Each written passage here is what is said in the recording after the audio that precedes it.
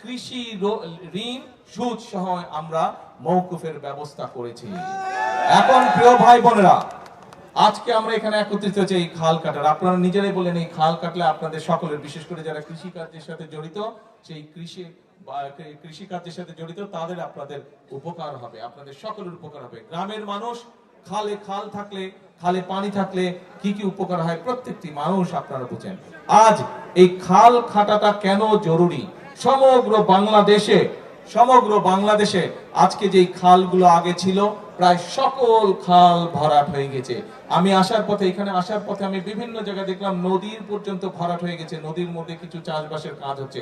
বহু খাল, ওই যে ছোট ছোট কালভার ব্রিজ যখন পার হয়ে আসলাম দেখলাম যে অনেকগুলো খাল প্রায় ভরাট হয়ে গিয়েছে। এই এলাকাতে যে খবর নিয়ে আমি জানলাম, এমনকি বর্ষার মৌসুমেও খরা হয়, অনেক জায়গায় পানি পাওয়া যায় না। ঠিক এই কথাটা কি ঠিক? বর্ষার মৌসুমে অনেক জায়গায় পানির সমস্যা হয়, সেখানে চাষবাস করা যায় না। কিন্তু আমরা এই বর্ষার পানিটাকে আমাদের কাজে ব্যবহার করতে চাই। আমরা কৃষক ভাইদের কাজে এই পানিটা ব্যবহার করতে চাই। আমরা এই পানিটা ব্যবহার করতে চাই এমন ভাবে যাতে সমগ্র এলাকার মানুষ উপকার পায়। সেজন্যই আমরা সমগ্র বাংলাদেশে আজকে আনুষ্ঠানিকভাবে এখানে খাল খনন শুরু করলাম।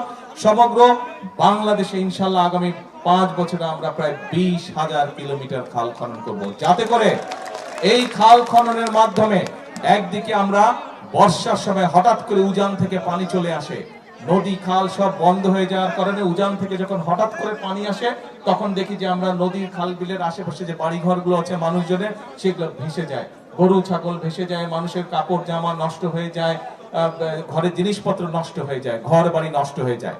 এইরকম সমস্যা যাতে না হয় আমরা চাই খাল খননের মাধ্যমে উজানের সময়, বর্ষার সময় যে অতিরিক্ত পানিটা, সেই পানিটা আমরা ধরে রাখবো।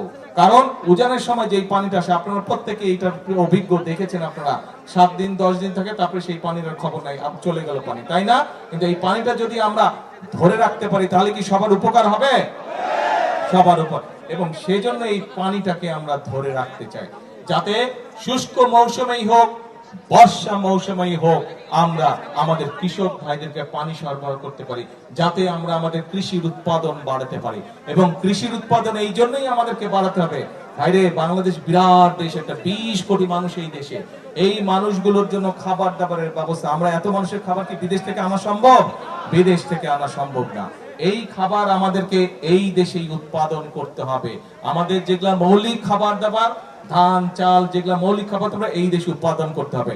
এবং আল্লাহর রহমতে আল্লাহ এই দেশের মাটিকে এত উর্বর করে দিয়েছেন যে আপনি যদি বীজটা রোপণ করেন, একটু পানি টানি দেন, মোটামুটি ভাবেই সেখানে ফসল হওয়া ধরে।